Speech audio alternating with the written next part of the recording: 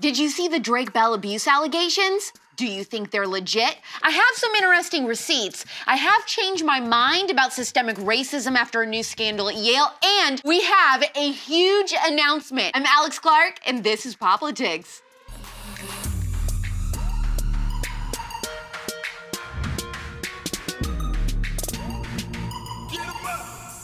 Remember Drake Bell from Drake and Josh? Yeah, here's a little song for you. No.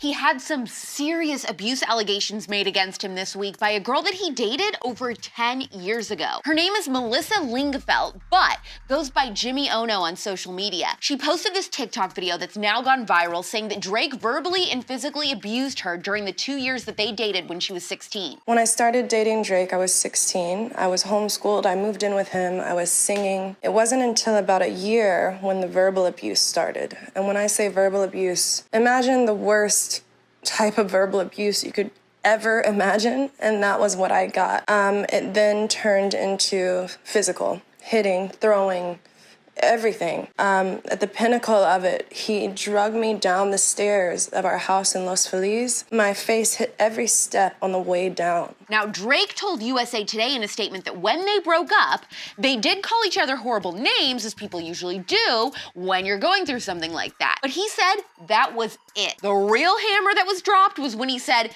clearly Melissa still felt close enough to me just last year that she was comfortable reaching out to ask me to provide her with financial support during a tough time, which I did. Hot dang. Then he continued, I do not know if today's behavior is some kind of misguided quest for more money or attention, but I cannot and will not allow these offensive and defamatory allegations to go unchallenged, and I am reviewing my legal options. That's cold-blooded. I can't believe I have to say this, but a TikTok video, no matter how viral, doesn't automatically mean someone's guilty. This video alone proved nothing. And she posted a couple DMs from some other girls saying that they're victims too, but nobody knows how valid those are yet. Just keep in mind, we've seen similar things before where the outcome ended up being a lot different than the social media mob originally thought. There are two sides to every story, always. I look forward to the investigation, and I hope that whoever is guilty, either him for abuse or her, if she's lying, is prosecuted to the fullest extent of the law. God has given me, I'm gonna get my Glock. Yeah, well, but you don't get the Glock when you hadn't been got.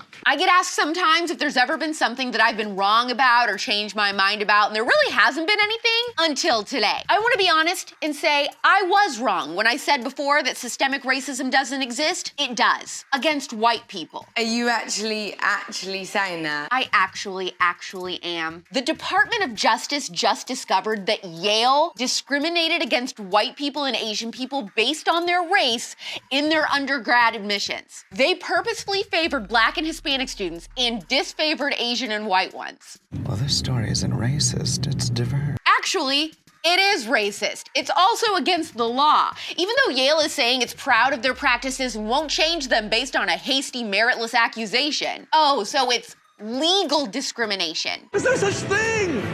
Man. Just this week, a vintage boutique in Georgia is accused of being racist for introducing a $20 appointment fee for their white customers to shop, but then charged $0 for people of color to shop. Telling me I can't do something because of the color of my skin? You're the racist. The city of Seattle had a racially segregated employee training session for their white staffers and instructed them how to undo their own whiteness in order to be held accountable by people of color. They even told them that they needed to be willing to give up personal safety as an effort to prove how unracist they are. This is completely bigoted behavior being disguised as righteous, and you must participate or else you're basically ostracized from society. This isn't what civil rights leaders wanted. We're going backwards. Do you think this is a step forward or backwards for equality? P.S. Still waiting on Yale to be canceled and renamed because it's named after not only a slave owner, but a slave trader. I'm sorry this is happening to you. We're doing another Turning Point Productions team outing today. Last time we did this, if you remember, they dragged me to paintball. I was bruised up and down my legs for weeks. Now, they're taking me to Topgolf. Not to not be a team player, but I'll be shocked if I can even hit the ball. So stay tuned to our Instagram story for grade A embarrassing and self-deprecating content, I'm sure. Suck it, Nancy. Finally, I have some really exciting news to share with you. It's one of the things so many of you have been asking for. We're doing it. Starting Monday, POPlitics episodes are gonna be a little bit longer.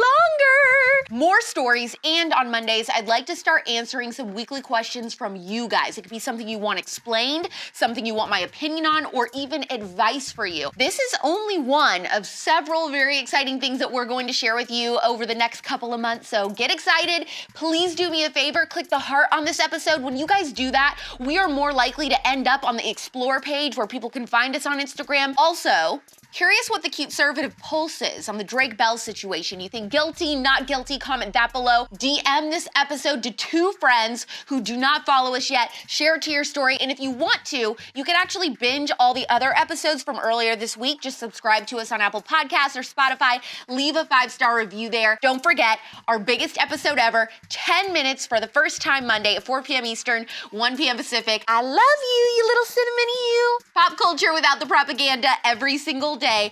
I'm AlexClark, and this is POPlitics.